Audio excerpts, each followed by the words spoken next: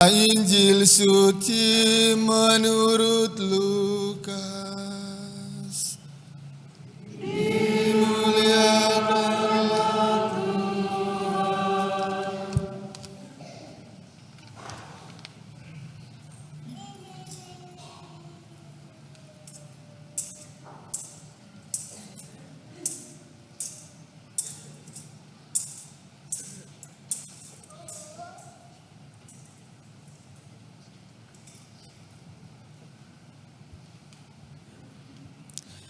Beberapa waktu sesudah kedatangan malaikat Gabriel, berangkatlah Maria dan bergegas menuju sebuah kota di pegunungan Yehuda. Di situ ia masuk ke rumah Sakaria dan memberi salam kepada Elisabet. Ketika Elisabet mendengar salam Maria, melonjaklah anak yang di dalam rahimnya, dan Elisabet pun penuh dengan Roh Kudus lalu berseru dengan suara nyaring, "Diberkatilah engkau di antara semua perempuan dan diberkatilah buah rahimmu. Siapakah aku ini sampai ibu Tuhanku datang mengunjungi aku? Sebab sesungguhnya ketika salammu sampai ke telingaku, anak yang di dalam rahimku melonjak kegirangan. Berbahagialah ia yang percaya, sebab firman Tuhan yang dikatakan kepadanya akan terlaksana." Lalu kata Maria, "Jiwaku memuliakan Tuhan dan hatiku bergembira karena Allah juru selamatku. Sebab ia telah memperhatikan kerendahan hamba-Nya. Sesungguhnya mulai sekarang segala keturunan akan menyebut aku berbahagia, karena Yang Maha Kuasa telah melakukan perbuatan-perbuatan besar kepadaku dan kuduslah namanya. Rahmat-Nya turun-temurun atas orang yang takut akan Dia.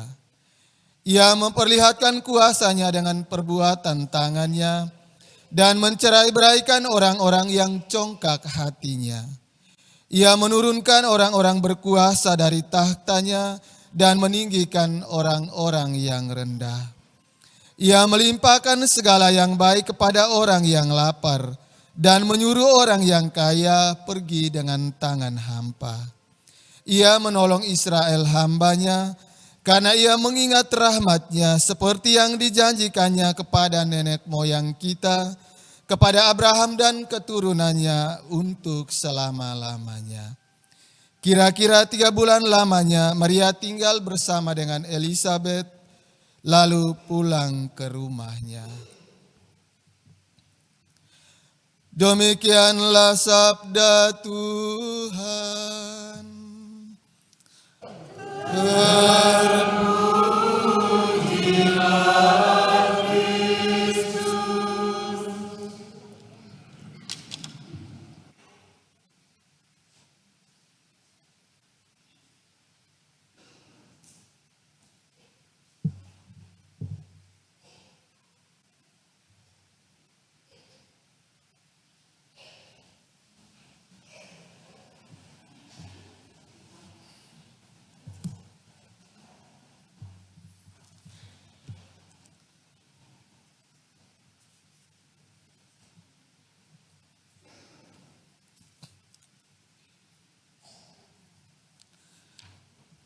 Para suster, opa oma, bapak ibu, saudara saudari, anak-anak umat beriman yang dikasihi oleh Tuhan kita Yesus Kristus. Sekali lagi selamat pagi dan selamat hari Minggu untuk kita semua. Semua sehat, puji Tuhan. Kemarin ada umat yang bertanya, "Romo, kalau hari raya Maria diangkat ke surga, biasanya tanggal 15, kenapa tahun ini dirayakan pada tanggal 13? Menurut ketentuan liturgi ya. Menurut ketentuan liturgi, bukan menurut ketentuan Romo Roni. Itu harus diingat. Bahwa kalau hari raya besar berdekatan dengan hari Minggu, bisa dimajukan pada hari Minggu atau bisa dimundur ke hari Minggu. Itu ketentuan liturgi ya, bukan ketentuan Romo Roni. Itu harus diingat. Dan ada satu cerita kelakar menarik, dan juga menjadi permenungan bagi kita. Suatu ketika terjadi keramaian besar di dalam kerajaan surga.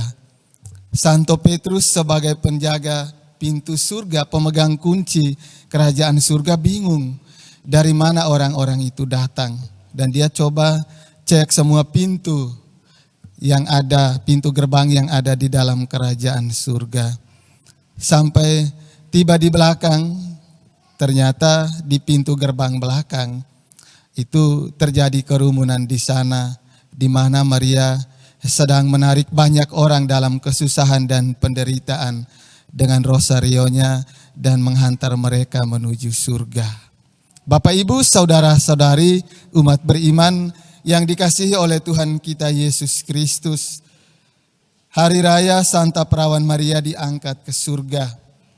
Ketiga bacaan suci hari ini menggambarkan dengan luar biasa kepada kita keutamaan-keutamaan yang ada dalam diri Santa Perawan Maria. Namun pada kesempatan yang berbahagia ini, saya mengajak kita semua untuk merenungkan salah satu keutamaan Maria, yakni Maria itu sosok atau pribadi yang tidak egois. Maria sosok pribadi yang tidak egois. Kenapa hal itu terjadi?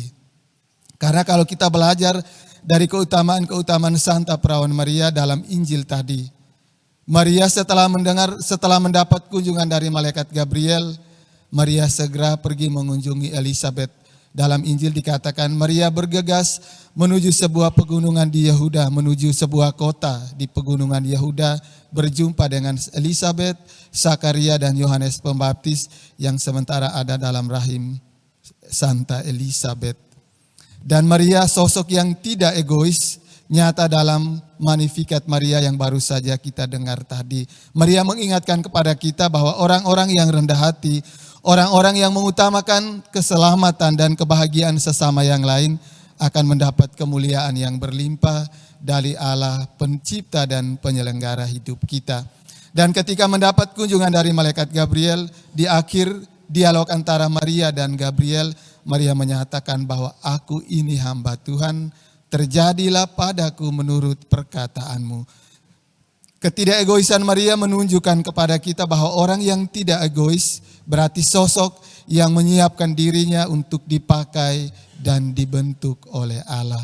Tetapi seringkali yang terjadi dalam diri dan hidup kita, terutama dalam doa-doa kita, kita bukannya rendah hati menyerahkan diri kita untuk memahami kehendak Allah dan dipakai oleh Allah. Tetapi seringkali kita memaksakan kehendak kita untuk dituruti oleh Allah. Dan ketika itu tidak terjadi, maka kita menghakimi Allah. Bapak, Ibu, saudara-saudari, umat beriman yang dikasihi oleh Tuhan kita Yesus Kristus, semoga keutamaan Maria, sosok yang tidak egois, mengajarkan kepada kita bahwa orang yang tidak egois adalah orang yang mengutamakan kepentingan umum, bukan kepentingan pribadi.